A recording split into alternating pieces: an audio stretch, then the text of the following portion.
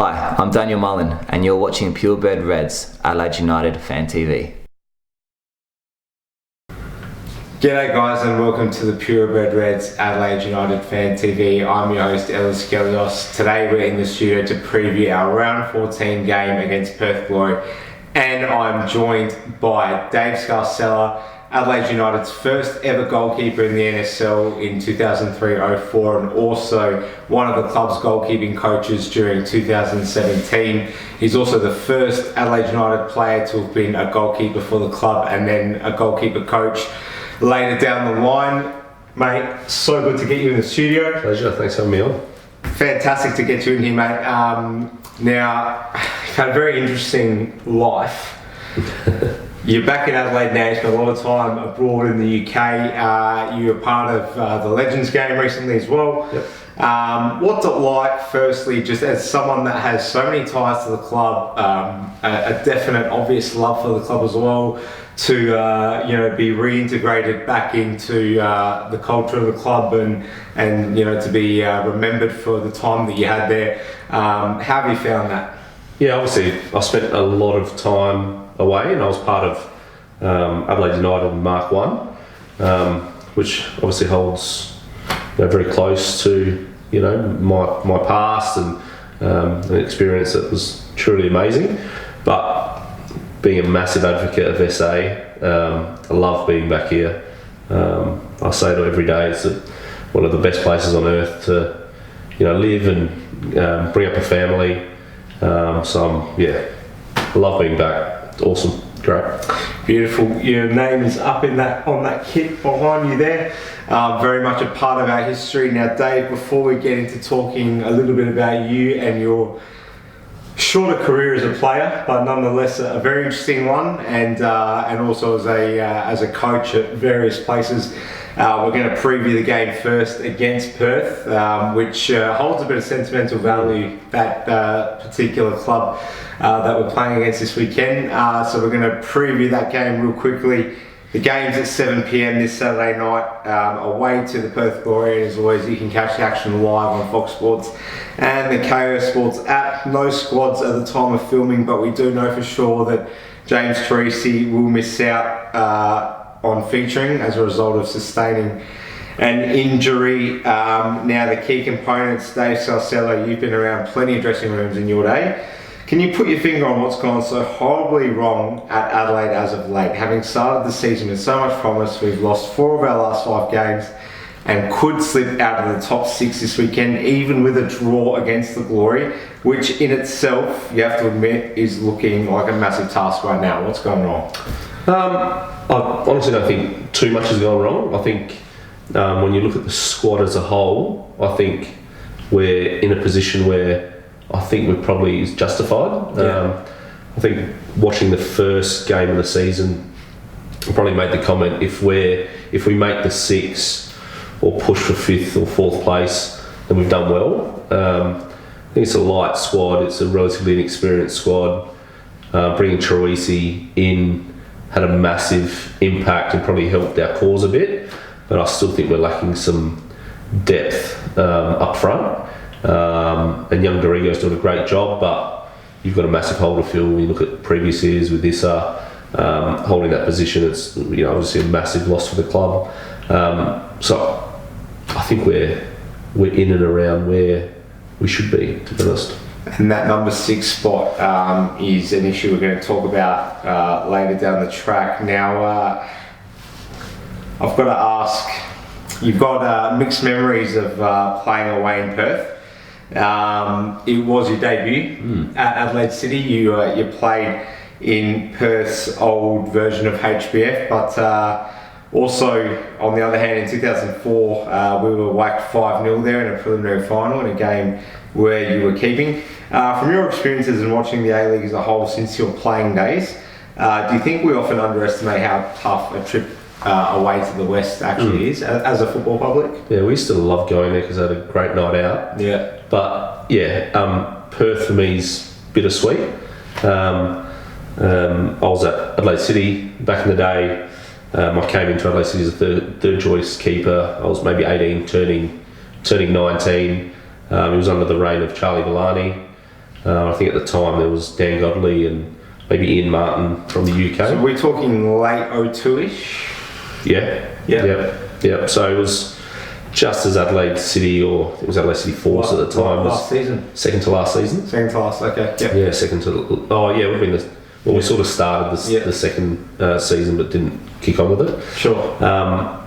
So it was Friday, about to depart for Perth, and got pulled into the manager's office, which was Charlie Villani, and he said, "You're starting," and I hadn't barely been on the bench. That was in the heyday of Perth Glory, so 20,000 people. They had their massive active support behind the ground, so they had plenty to drink. So I was shitting myself, to be honest. I remember asking Rudy Vidmar at the time. I said, "Listen, mate, any advice? You know, I'm an 18, 19-year-old kid, had followed Adelaide City since I was a boy, so for me it was massive." This is huge. Yeah, to be putting on the black and white was massive for me. And I think at the time he said, "Listen, just don't shit yourself." I was like, okay. And then I remember Mickey Valcarnas putting his arm around me and really just helped me through it. So we rock up there. They had Damien Murray playing for them, and obviously my old man was involved. But Soccer Australia at corporate level, and I remember doing my warm up, and they loved to drink over there, and it was amazing, like the atmosphere. But I remember getting heggled. Your old man's this, your old man's that. You're only there because you're old man. You're this, you're that, and I was like, God, how am I going to handle this? And I was in some sorts, and I was probably in the early in the game, maybe 8th, 9th minute. Cross came over. Damien got a good head on it, going top corner. Probably one of my fondest saves, playing in an Adelaide squad. Top hand, it was probably going pigeon. So, and then I turned around. I think I gave it one of these to the crowd. Don't know why, and they left me alone after that. So I think we went on to win or draw. I can't remember that game. And amazing experience, huge crowd, fantastic. So that was my debut in the old NSL. And I went on to play a few more games for Adelaide City, which was great. And then obviously you mentioned the semi-final in Perth. Having spoken to a few people that were involved, I had a great game. I think Cosy at half time said you're best on ground. I think we were 2 or 3 down.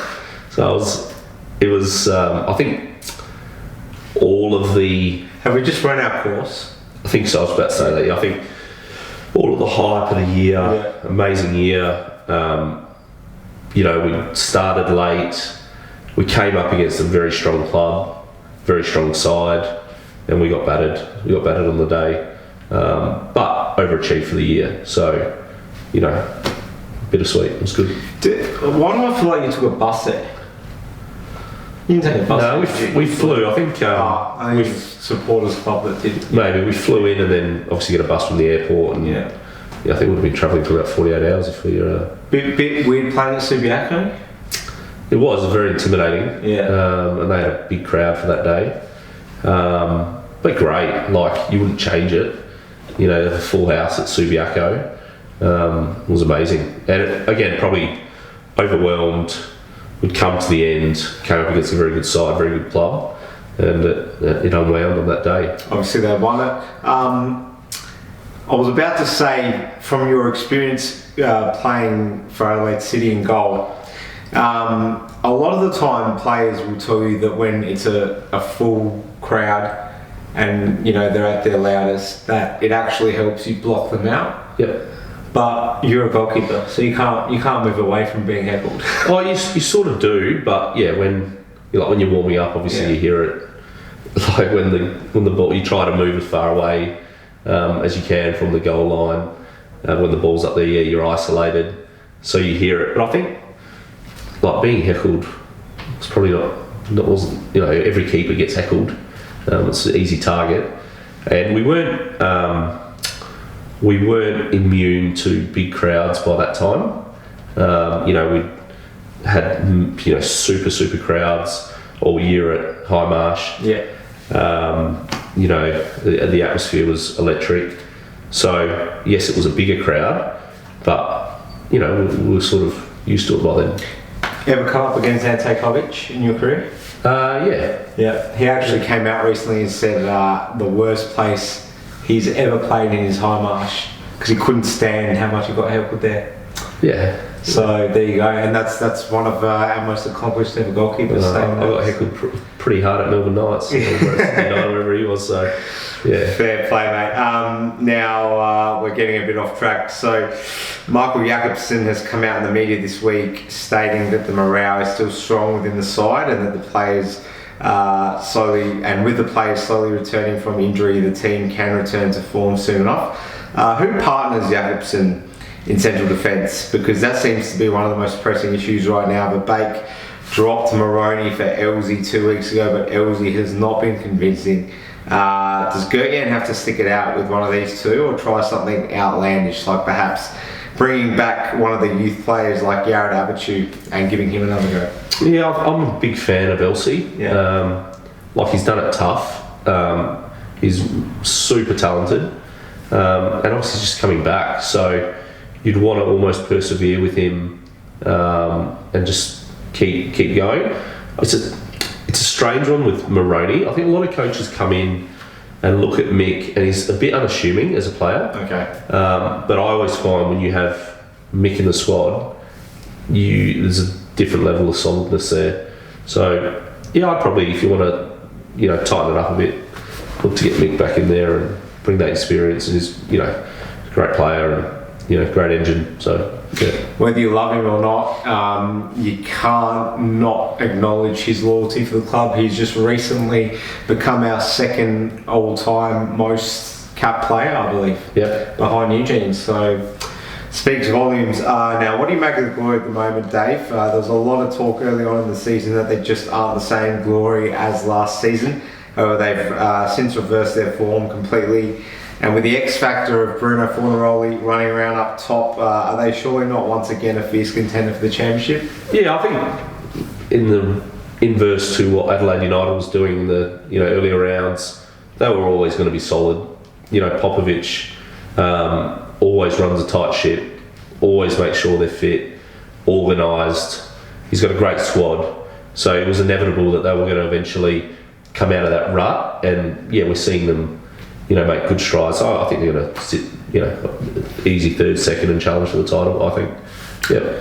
Brilliant. Now, with Trucy being confirmed out, how critical is it that someone like Mirko Boland is rushed back into the team this week, as our midfield is bound to be lacking some punch without James? Boland is now training full time with the first team again. Do you wait another week, or? I mean, we're losing out on ground now. That midfield's going to be pretty thin without someone like a Boland coming back in. What are your thoughts on it? Yeah, I think how long has he been out for now?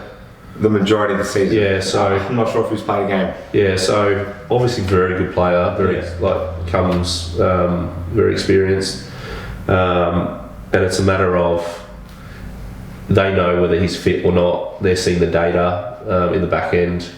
So whether he can last a game, you're not going to get, the best out of him.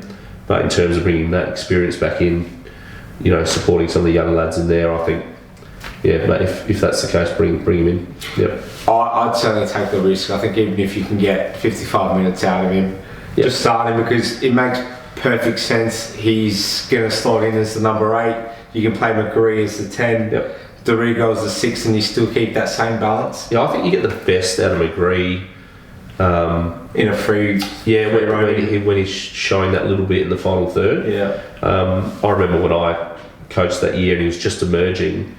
He was doing great in the Champions League. And I think I caught him in an alleyway or in the corridor, changing room corridor, and I said, "Listen, you're doing a great job, but people want to see a bit of magic, and." He's great when he starts to think like that. He gets in that final third, he beats a player, drops a shoulder, gets a shot off. That's when he's at his best. So I agree. I think push him further up, bring Boland in to maybe shore it up a bit and give it that little bit of help to the less experienced boys, and let McGree go on and do a bit. Yep. Really, his only other option is Nathan Konstantinopoulos, because I don't think Vince Lee has played a minute all season. I'm not sure what's going on there, maybe falling out of favour. Constan has been playing a real bit part role, and I'm not sure, that, well, let's be honest, he's not a like for like for James Reese, so... Yeah, it's a strange one for me, because I thought he really came into his own over the last 2 or 3 years. He's got a couple of opportunities, and I thought he was going to kick on. I don't know whether the manager now doesn't see it the same way, but to go from progressive to now not seeing any time, and seems to be, out of favour, and heard rumours maybe looking to leave the club. I think it's a strange one, because he's got a great engine. He's a box to box asset. Box to box midfielder, and he's tidy on the ball. He can do a job. So but no game time. So tough one. If you had to play Constant, it would just mean little support from McGree, because you'd probably have to go with 2 6s. Yep. Because leaving Dorigo alone in that number 6 role against the speed and quality that Perth have in transition probably is not wise. Yeah. So they're in a bit of a they'll pick us up, pick us off pretty quickly. So do you go that you play pure football, or you go the Dutch way, or do you look grind it out? Look to grind it out. It should be done before. Totally. Now, do you start the returning Hassan Toure? He missed last week due to Ollie Roo's duty. Do you start him up front, or do you throw him this week? Offset came on last week off the bench. Still really wanting to see the best out of him. He's taken a concerning amount of time to get fit. He's been in the country since July, and he just hasn't been able to back up all season long. Took him a long time to get on the park as well. Couldn't really get into the team during the... How old is he now? 29. See, I think, we had the discussion off there. I always worry when players come from Europe at the ages of 25 to 29,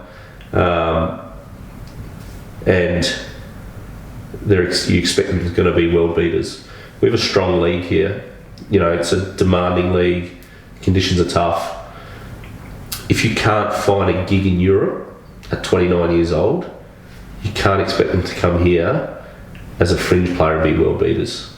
So, I think it's an interesting one. So, I mean, the argument I have is people always say, "Oh, look, it's summer, the grounds are hard. He's going to have these problems to bed in initially." But Michael Marie has also come in from playing in Holland, who's slightly younger, but exact same conditions, and he's basically played every game. Yeah, so, he's doing well. Yeah, but he's not setting it alight. He's doing a good job. Is he better than a Ben Garuccio? He's a bit more of a utility, if anything. Yeah. Like, he can play almost anywhere. But just in terms of the argument of giving these foreign players that come in that allowance of it's okay that you're breaking down so often, because we don't expect you to come to Australia and constantly be able to pull up after games. But then if you've got someone like Michael Maria who's covering the distances he is every game and still backing up, then I think you've got to sort of look at, has this player had injuries consistently throughout their entire career? Because, otherwise it's just a bit of an anomaly. So, especially as a number 9, if you're a prolific number 9 in Europe and they're hard to come by, you're not signing in the A-League. Yeah. He's also got a bit of that Peter Crouch mould, which I think, gives a tendency to probably break down more often than not. So, concerning. Yeah, I mean, the young boy Troyer, I'd like to see him kick on a bit. He's done a great job, amazing talent. But a couple of games, in terms of shutting the ball down and really working up and beyond as a young boy, I think he's looked a little bit, I don't want to say lazy, but you'd expect with all the hype surrounding him, who's still trying to prove themselves that, you know, you're not just scoring goals where opportunities present themselves, but you're also, you know, pressing down every ball and, you know, trying to clip the ankles of the centre-backs where possible. Yeah, I think he has to start doing that more. And I understand as a modern number 9, you don't want to run yourself into the ground because you want to be fresh when the ball's in the right areas. But I think as a young boy, I agree with you. I'd like to see him do a little bit more when we don't have the ball. Yeah, absolutely, mate. So your prediction, Dave? Like I said, can never go against the Reds. I think we'll get a 1-1 draw. I think Izzo's been phenomenal. He's going to have to be top of his game. He's very best. Yeah, he's going to have to be top of his game. But I think we can sneak a draw. Yeah, 1-1. Wicked. Well, that brings us to the end of our previous segment, so we're going to go straight into learning a little bit more about behind the scenes view on Dave Scarsella, the man, not just the player. So I'll take you all the way back. So you started 8 games for Adelaide City in the 02-03 season, according to the stats I have. You then joined Adelaide United's inaugural squad in 2003 for our first ever campaign in the NSL. However, before we get into any of that, I want to hear the story of how the idea of Adelaide United first came about in your very own living room. This is something people probably don't know much about at all. But all the key power brokers of SA back in that time, your Gordon Pickards, and everyone else that was involved in getting this operation off the ground, somehow they convened in your living room. Yeah, amazing period for football in SA. You know, obviously my old man spent a lot of time and put a lot of effort into the administrative side of football. For the younger fans, this is Basil Scarsella, in case they don't know. Yeah.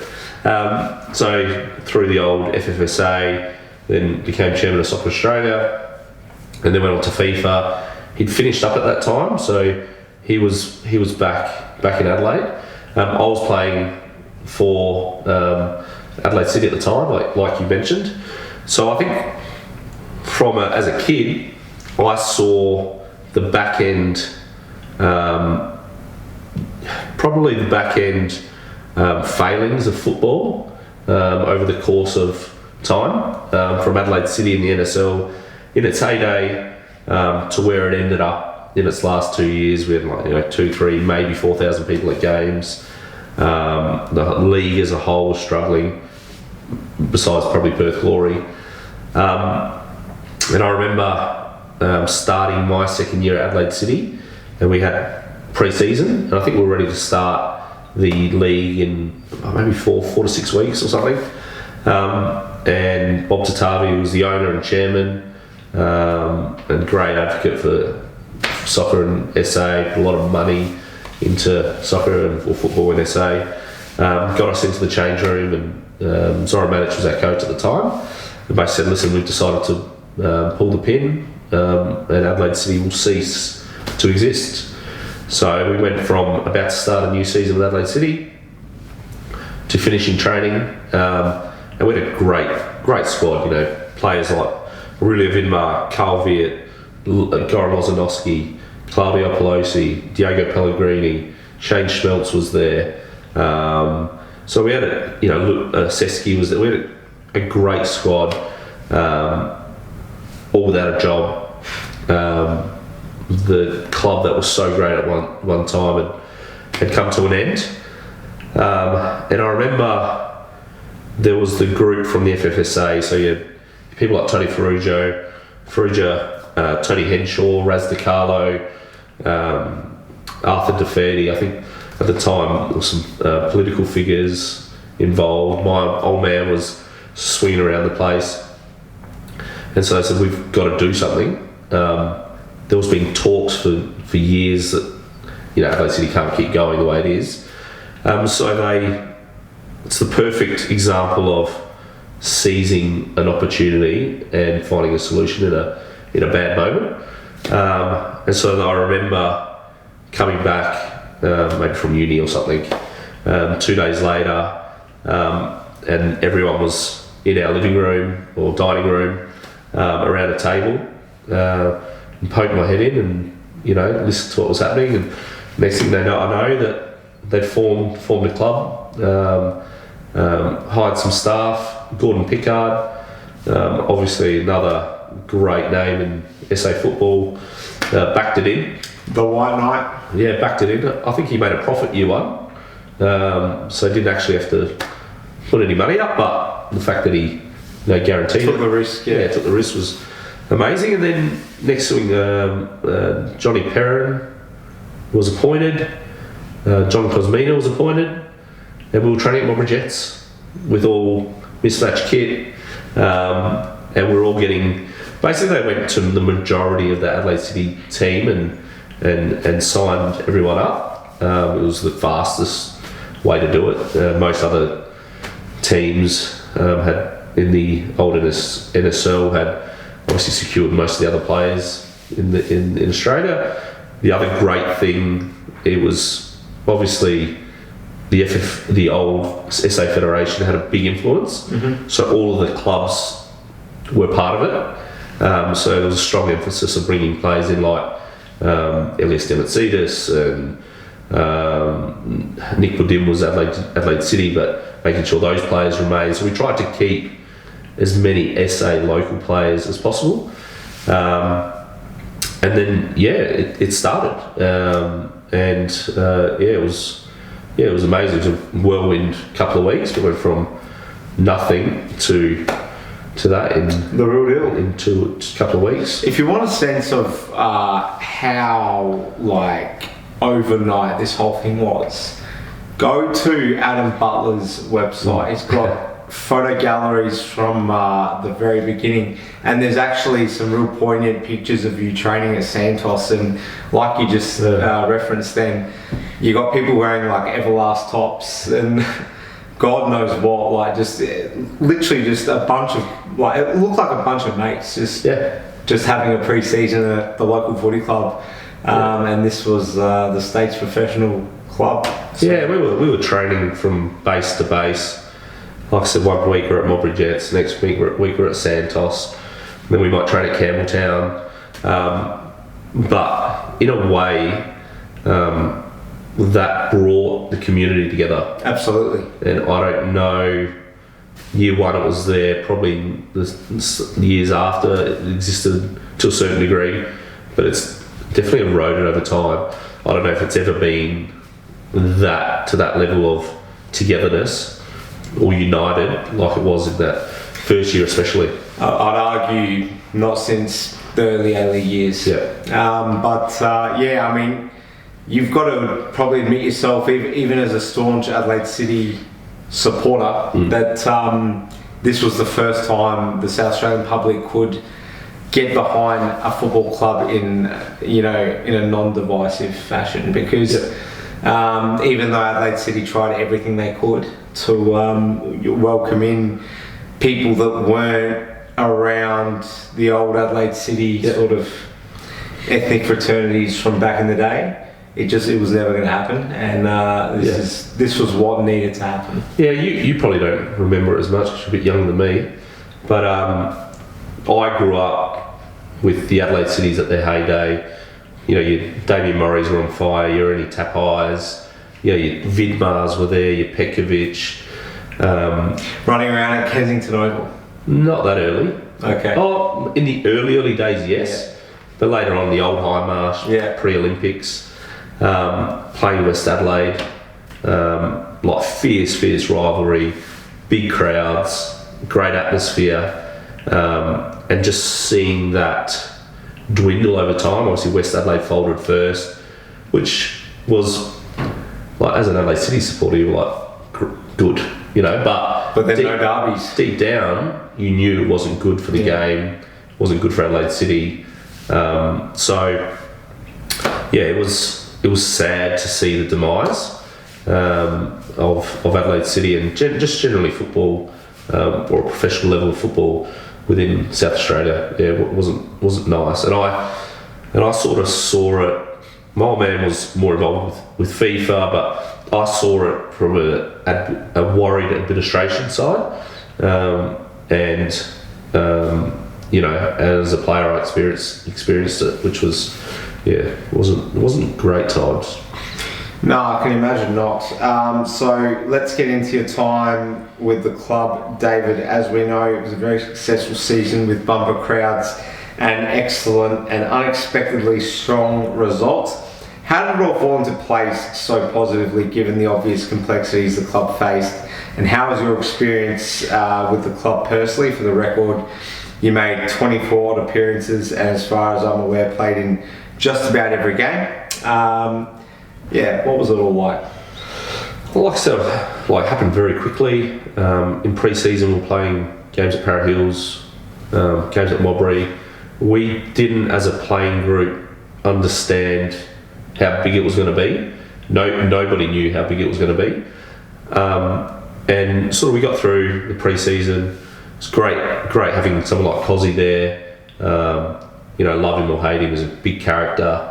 Good mentor for that time. Yeah, it's an experience. For that time, in terms of knowledge of football, was very good.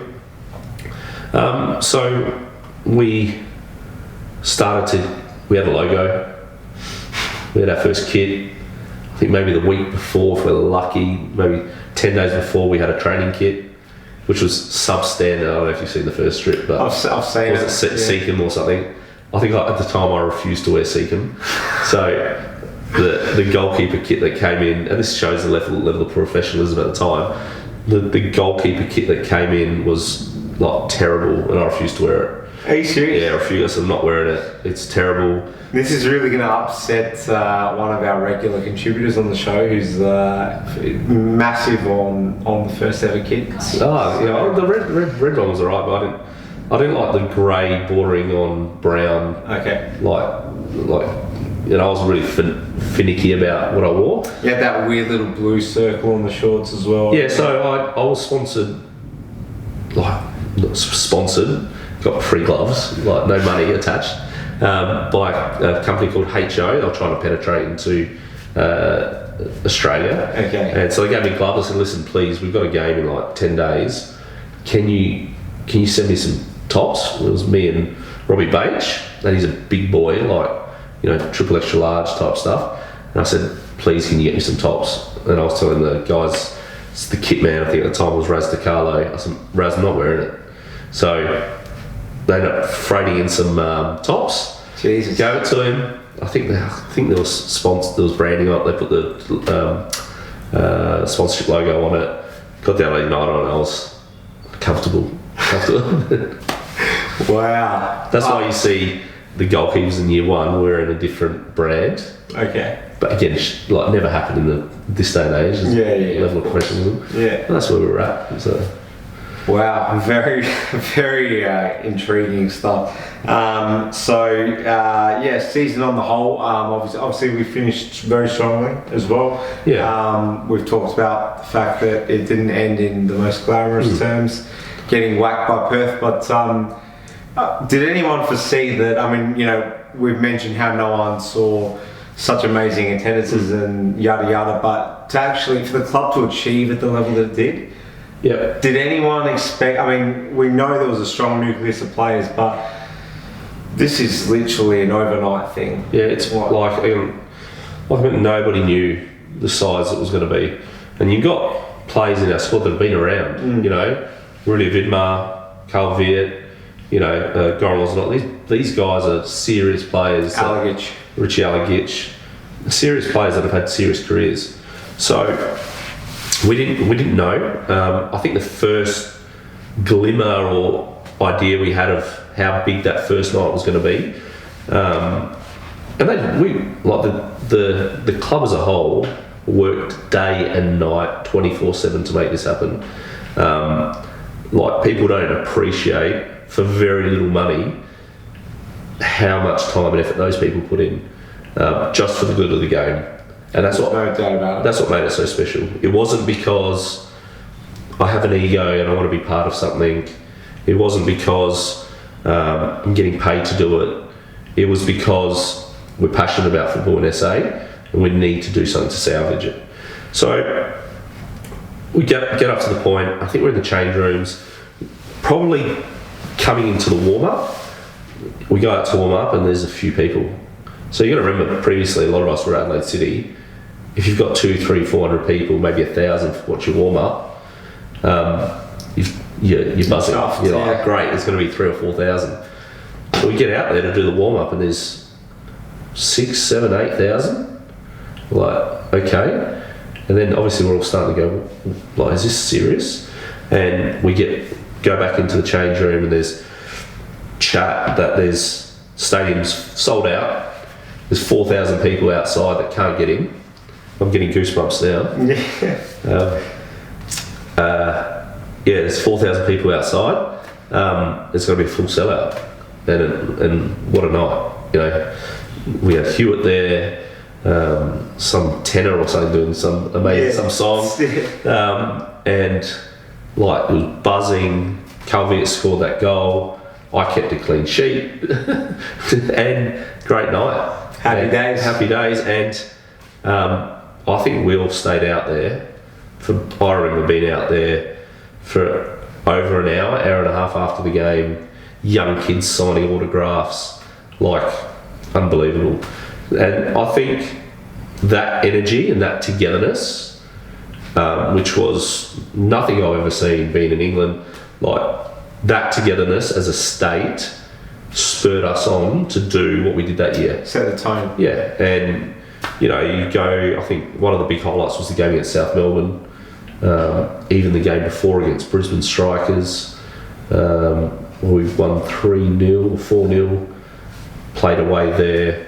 You're talking finals now? Yeah, finals. Yeah. Played away, found ourselves 3-0 down after, 60 minutes or something, and having to hold on to the win and then coming back and beating South Melbourne, which are a massive club, huge club back then.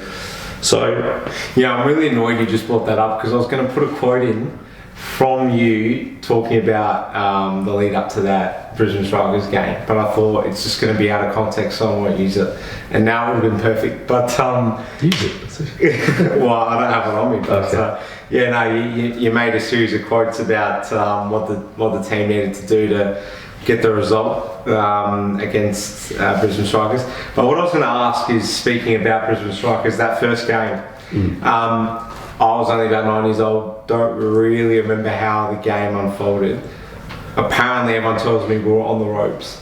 I think earlier on, if I remember correctly, we were a little bit, but I don't remember being overly busy that game. Okay. So I think it was a sort of cagey game. I don't think we dominated. I think there was not a whole lot of opportunities for us. But they weren't getting in behind? Not really, no. I think there was a couple of saves I made in the first half, but no, I don't remember it being a busy game. So, yeah, I think it was a bit of a cagey game, but who cares? 1-0. Who were your centre-backs? Valkanis and who was the other one? Who do we have? We had Valkanis. Would have been Reese? Yeah, Reezy. Yeah. And Richie Galeković on the right. Yeah. And I reckon on the left... Maybe Kempy on the left at that time, yeah. Yep. There you go. Yep. Good back four. Good back four. You take them now. Oh, you have to take them now at the age they're at. Yeah. Going away to Perth. Now, mate, what I want to ask you next. So, you moved on after the NSL. Obviously, a weird little transitional period where everyone was a bit uncertain about what was going on. You, for your own reasons, moved on to England with Barnsley. Now, just tell us quickly about your time at Barnsley. Obviously, very, very, very decorated spell there in terms of the fact that you were there serving various roles, not just as a player. And you still support them today. Tell us about Barnsley, just in an isolated sense. I wouldn't say it was decorated. I'd say it was a good achievement for me personally. I think I reached my level and I over-exceeded maybe as a professional of where I thought I'd get to, but I saw every bench in England, I'll tell you that, and played in every reserve game, a few FA Cup games, so it was an amazing experience. Like you said, the old NSL came to. I think Adelaide United had a big part to play in that because the rest, Lowy and the rest of the new board that came in, saw the impact that a rebrand and that togetherness had at United, and what Perth were pretty much doing. So they used that time to sort of shut the league off. The old NSL was starting again. So I can't remember, we maybe had a 12-month plus break. Yeah, the Crawford report came out. Yeah, there's all that. So a lot of players stayed and played in the local league. Super League, yeah. I'm not sure if it wasn't the NPL back then, but obviously I was a young keeper and I had a good stint at Adelaide City as a sort of 19-year-old kid. You know, as a 21-year-old, I'd done well. There wasn't too many young keepers, you know, floating around from me, Eugene, maybe one or two others. So I've done well, and there was some interest. Just when you say one or two others, Theocritos, yeah, who might we be talking here? Yeah, yeah, he's probably one of them. Yeah. I think there was one other. What's his name? Is playing in Europe now. Got sent off for whacking the referee. Vukovic. Vukovic was just coming through, so it was probably Theocritos, me, Eugene, and he was probably just coming through. Maybe Kovic as well. Yeah, maybe. Probably a bit older, actually. Yeah, sort of coming to an end. I don't remember.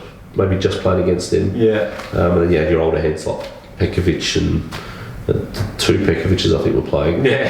And so there was like a little bit of interest, and I had a couple of agents ring me. I think David Mitchell was one, and then I had Bernie Mandich, who was Harry Kuehl's old agent. Had some bit of hot water from the whole Liverpool move, didn't he? A big amount. Yeah. It was not overly popular in Leeds. Yeah, so it was about that time that he rang me and said, listen, Peter Ridsdale had gone from Leeds, who he can't walk the streets in Leeds today. But Without getting lynched. Yeah, sent the club bust. Yeah. Then went to Barnsley, brought a whole lot of money there. We had players like Steve McPhail, Jacob Burns was there, so they brought a whole lot of Leeds players. They were on big money over to Barnsley, and they invited me for a trial. They'd seen some videos and whatnot, as good as you could provide back in those times. And I trained there for 2 weeks under John Lukic, who was an ex-Arsenal great, and I did well. I trained out of my skin. I was obviously high on confidence after the year at Adelaide United, so I went there. It was like May, towards the back end of their season. And then I also went for a trial at FC Bale in Switzerland, which was amazing. But I remember rocking up to Barnsley and just going, wow, like, this is a second/third tier English football club, but facilities, stadium, 25, 26 seater stadium, fully covered. Big supporter base, and come out of the Premier League a few years before. They'd have invested a lot of money back into the club, had struggled after that a little bit, but you just remember. I remember getting from the taxi, coming to the ground for my first day of training, just going, wow, this is football. Was it exciting or daunting? Oh, bit of both. Like, you look at the stadium and you rock up and there's probably 20 pitches, maybe not 20, but 10 or 15 pitches, indoor centre. You walk in and there's 10 staff that are cleaning your clothes, a kitchen where there's 10, 4 or 5 chefs there that are cooking your meals, a medical department. Oceans away from Modbury Jets. Ocean. So you got to remember going humble beginnings a year earlier from that to seeing that, and I did well. And they offered me I think it was a 2 plus 2.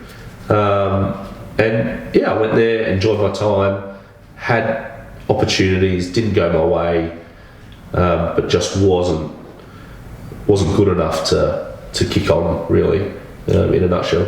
So you had spells with 2 other clubs as well, Tooting and Mitcham United, and also Guiseley FC. Yeah, so Tooting is a sister club to Millwall. Okay. So I was actually on loan and training at Millwall under Dennis Wise, and I was playing on the weekends for Tooting and Mitcham, which were, I don't know, maybe 8th tier football, but in London it's sort of like 3,000 or 4,000 people. It was like great setup. So I'd train at Millwall, play there, and that was good. Millwall didn't offer me, and it came to a point in time I needed to do something. So I actually got injured at Millwall, went back to Barnsley, then, they recalled me maybe. Then I had played in a reserve game from Millwall against Watford. So my agent at the time had a call from Watford saying, "I've seen this keeper, we'd like to get him in, we need to sign a keeper." So I went to Watford. I spent 2 weeks at Watford on trial while still contracted at Barnsley. And other things had happened at Barnsley. Young keeper had come in above me. He was an ex-England under-21. So that's football in England. And I spent 2 weeks at Watford. They asked me to stay another week.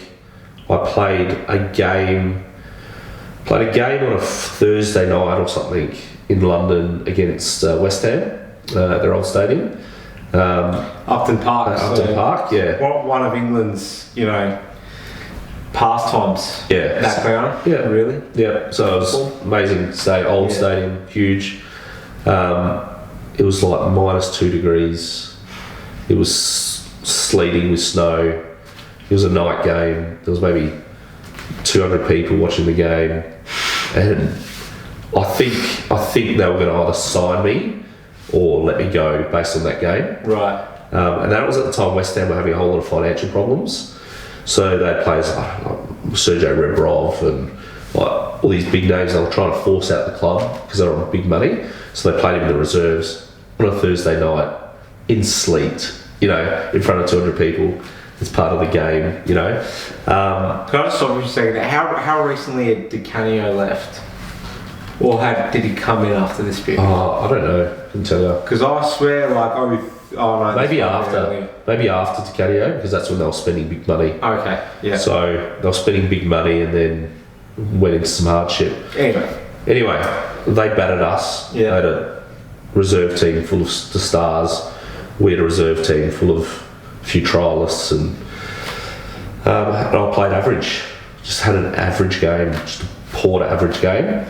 And the manager of Watford pulled me after and said, "Listen, we were keen, but the chairman said we can't sign you on that. And so thanks for coming." So cutthroat. Yeah, that was it. Watford next year got promoted that next year, and then went on to do good things in the Premier League. So close, but again, on that day, just not good enough. Such slim margins. Yeah, and you can blame coaches or circumstances, but it just wasn't good enough. So at that time, I'd invested in a couple of companies in Yorkshire, and I always had the study and the entrepreneurial background. So I was enjoying that.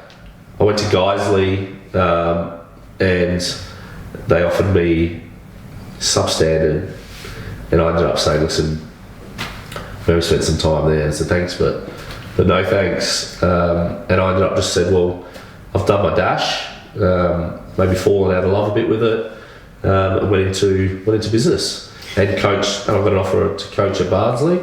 So I went there and coached. That's going to be my next question. Yeah. So academy coach. Yep. From around 2006, 2007ish. Yeah, around that time. Yeah. How was that? Yeah, amazing. I was under mentorship of a guy called Mark Bunton. I was coaching the under 18s with him, so I was doing the keepers and as an assistant, and then there was other support staff.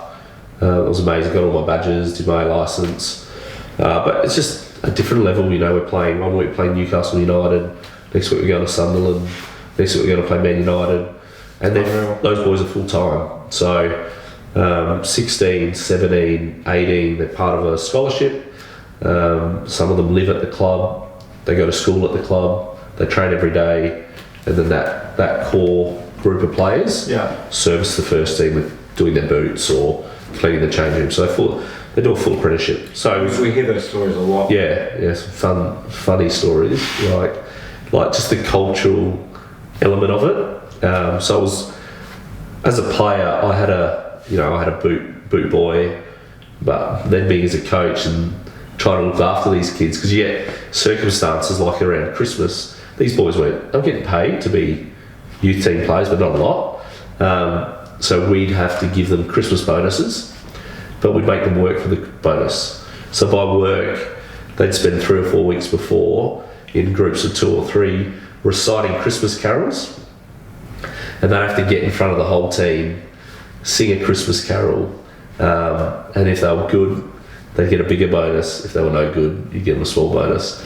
And the worst performing kids, and a lot of this went on back in the day, would have to do a run around the main pitch stadium naked, and we'd have all sorts of stuff thrown at them. And so just like good character development. Oh yeah, like they've stamped it out a lot over there, because sometimes bordered on bullying in a way, but yeah, the kids didn't seem to have a problem. They saw the funny side of it. As a coach, I went more protective on them. You see it differently, but yeah, it's a bit of fun. Craziness, but fantastic to hear about it, mate. Now, fast forwarding 9 years, you're back at Adelaide United as a goalkeeper coach in the 2016-17 season following Peter Blaznic's departure. You were the first goalkeeper turned goalkeeper coach in the club's history before Galeković, who has now taken that mantle. Who were you coaching? Who you were coaching at the time, I should say. I want to hear about this experience and the relationship you formed with other employees of the club, including obviously the only manager to ever win the Big Nugget with us, Gillian Moore. Bit of an indifferent time, really on the come down after the highs of the previous season. Albeit, we had the silver linings of Riley McGree coming through. Was it a bit of a strange environment to walk into, suddenly be the goalkeeper coach? Yeah, so I'd been back in Oz a couple of 2 or 3 years, maybe, and was getting on with work, and I still was sort of in contact with Adelaide United, different ownership, which was a new ownership, which was foreign to me, like stepping away sort of 10 years prior, and then coming back and seeing maybe the state of the club, and its allegiances with the local community. I was like, wow, some issues, but I've always made myself available for the club. It runs through my veins. I told you the story how it was formed, so you can never forget that. You can never forget still the badge. Yeah, the badge is king. Always. So I was like in end of December, and I got a call from Ante Kovacevic, I played with at Adelaide City, and then call from Blaz, and I think Blaz had decided to move on professionally, and they said, we're desperate for a goalkeeper coach. I think they knew had my badges and I'd done my stints in the UK, obviously being part of the club previously. Fresh approach. Yeah, they said, well, come in, and so I said I committed to a year. I was way too busy with work professionally to commit to it long term, but football, it's always that that pull in to get back involved. So I agreed to do that season. We had a good squad, we had a good squad. Huge was still the nucleus of the championship team. Yeah, Huge was probably struggling a bit with injuries, and maybe needed a fresh approach to training. Like Blaz was great. I love Blaz. Great guy, great coach. But you have the same meal for 9 years, 8 years, however Huge was there. Eventually, that meal tastes the same. So you'd recall Shay Given? Yeah.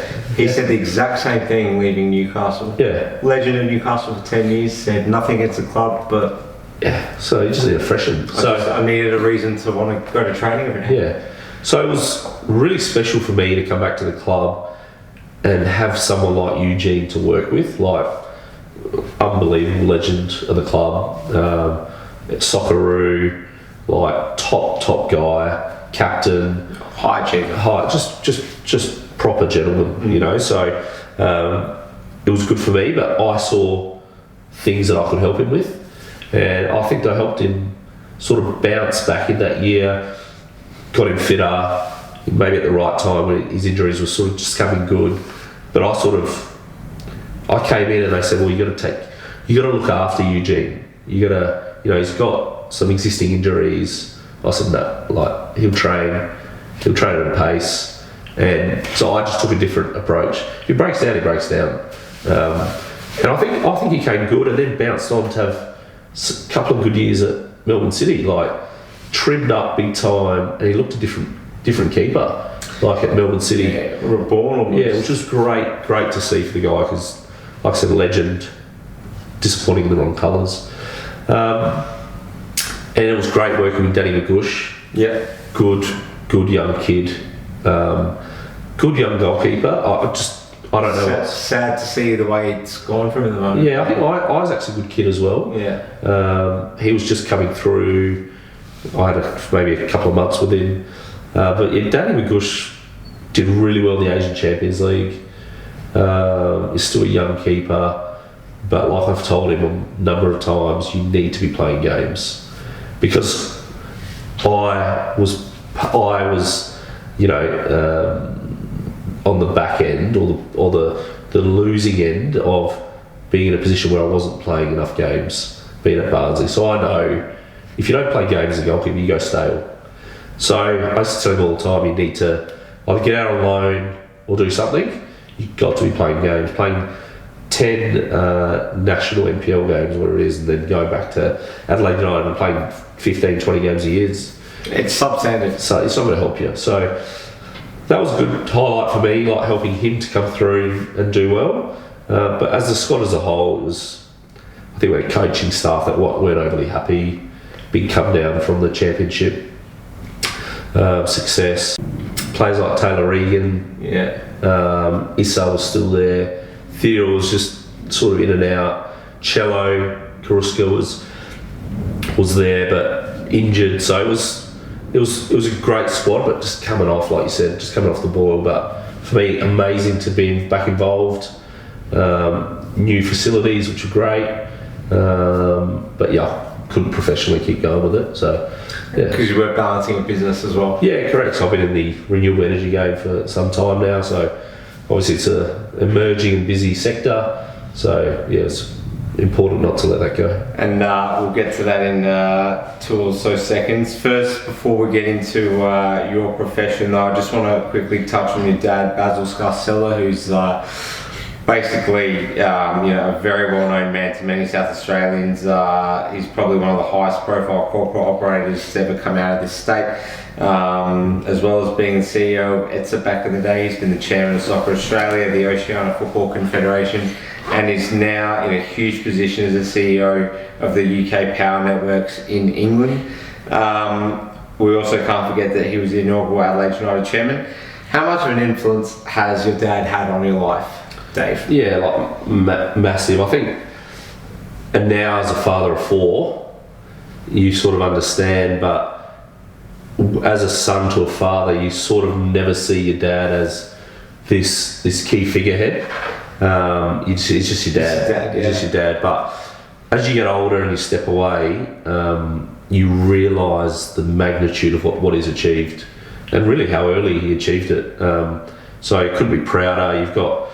You've really got a guy that stepped off a boat as a 12-year-old, like many. Italians, Greeks, whatever. A lot of immigrants came. Couldn't speak a word of English. Which part of Italy did he come from? He's come from Central, a place called L'Aquila in Abruzzo. So he was born there. Didn't meet his dad till he got here. The same story that you hear. And I suppose he took the educational route, played for Campbelltown.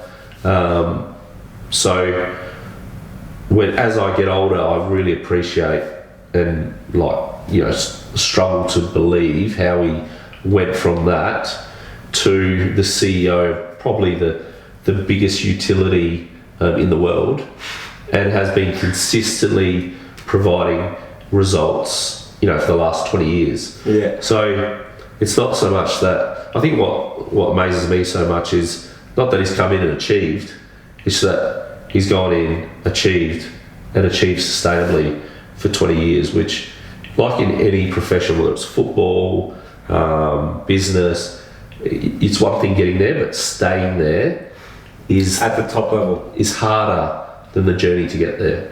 So yeah, as a son, amazingly proud of what he's done. Him being involved in football and my ambition to become a professional footballer, and I was obsessed, passionate, was tough. You know, like I said earlier, I'd go to every pitch in Australia and I'd hear the same, "You're there because you're dad." That almost spurred me on. You know, like going through the youth ranks, there were plenty of keepers that were better than me. You know, I could name plenty of keepers. But while they were inside playing PlayStation and then going to training, I'd get my cones out and go outside and do short footwork. So it almost spurred me on to prove people wrong. And I had that from a kid right through. Even at Adelaide United, him being the chairman, it was great, but it was difficult for me. I think, if you don't mind me asking you, being accused as the beneficiary of nepotism, it's almost a case of like people just have this idea that because your dad's this high profile guy somewhere in the world, he just snaps his fingers and whatever success you make for yourself has come as a result of that. I feel like it's enormously unfair. There are cases of it with people around the world where it might be valid, but you know, you've established your own businesses, which we're going to talk about in a second. You've played football outside of South Australia, which Basil wasn't involved in, and yet you still say, you know, you've had to shake this tag off. Yeah, your whole life. It must be very taxing. Yeah, it was. I used it as a driver, to be honest, and I had teammates of mine that I can remember. If you get in a dispute on a field, they'd use it. Is that so? Yeah. So it's not. It's human nature, but again, I used it to spur me. I actually think when I got to England, and I'd look around, and nobody knew my dad, or like nobody knew any of that. I think it actually took a bit of an edge off me. I still think that to this day. So, you know, people are people. Like, you know, it happens. I used it to my advantage. At the end of the day, I got to a level I became the best that I could possibly be. I think I wasn't good enough to make it to the next level, but I had a good little career and got paid well to do something that I loved. So, like you said, the reality is contacts do get you places, but contacts didn't get me a contract at Barnsley. Contacts didn't make me keep a clean sheet against Brisbane. Contacts didn't make me pull out that save against David Murray against Perth Glory. So, yes, you get to a place, but then it's up to the individual. So, yeah, it's fine. It's good. Unfortunately, and I know you're a patriotic South Australian, as we all are, but I feel like that vicious negativity it's a bit prevalent here. Like people like to point the fingers at someone who can't do anything about the fact that they've got a very successful relative. It's just the way it is, and it's fascinating to hear that. People have taken jibes at you everywhere you've gone because of that. Because even away from football, you've achieved. Highly. I mean, we talk about in this day and age, footballers not reading social media. So back when I was playing, forums were just coming in. Yeah. And I remember not nearly as bad as now. No, but still there. And I remember starting to read them and going, I can't keep reading this. Yeah. So I think, like in terms of SA, you're always going to get your haters everywhere. But usually your haters in this world I'm jealous. are not achievers. Yeah. So, like you run your own race, you stay in your lane, and I tell this to all my staff, we always strive to make people around us the best that they can possibly be. And no one's going to be gifted to be a footballer. Some people might not be gifted to own their own business or have the drive or mentality. Some people might just want to be, a gardener. But the whole idea is for that gardener to be the best that they can possibly be the best gardener. So that's something that I try to drive in our business. I suppose that's what I try to do as a footballer and block out. And I got to a level, reached and maybe exceeded my level, but happy. Yeah, it was good. Absolutely fascinating. Now, before we go, finally, I want to hear about what you're up to these days, David. So, like you mentioned, very busy, father of four. Yes. And as you've said, great city to raise those 4 kids. Couldn't be anywhere better in the world to do it than sleepy old Adelaide. Grinding it out in Adelaide's business sector as well, after having applied your business acumen in the UK for a number of years, like you touched on. Yep. Tell us exactly the ins and outs of what you're up to these days. Yeah, so obviously I've got an amazing wife that looks after 4 crazy boys. I think I took after a good mate of mine, Mickey Valcana, so he had 4 boys as well. Yeah, he had a few troops. Yeah, Luke's Pantelis, 2 boys. So across, we're still a close group of mates. So you're all young guys, busy young guys. Yeah, there's a few young boys there, which it gets pretty crazy. So my wife does an amazing job and allows me to, push on professionally. So I've been in the asset management / services business for quite a few years, and since coming to Australia saw a space in the renewable sector, which is different. It's an aggressive sector, it's disruptive, so yeah, we do large scale construction right through to small residential and commercial, and it's a great industry to be in. It's ethically amazing.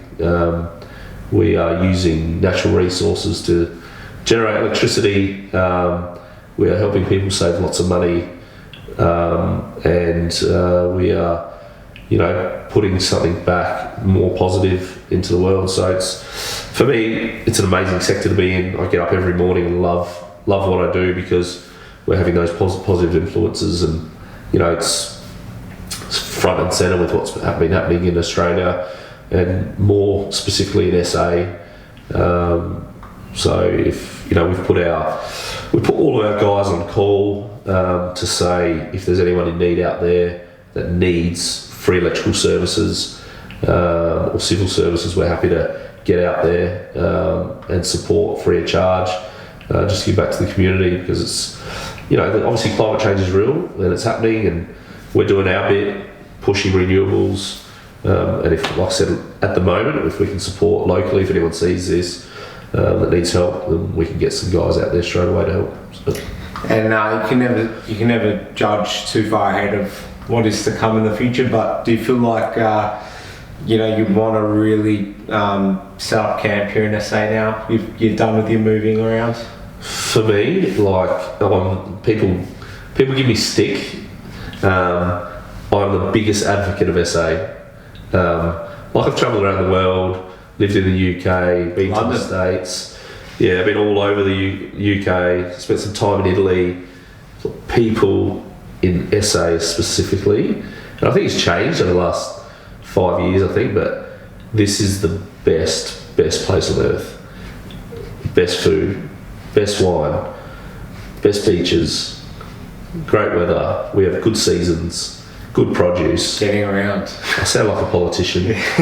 But you might be 1 in 15 years. I don't think so.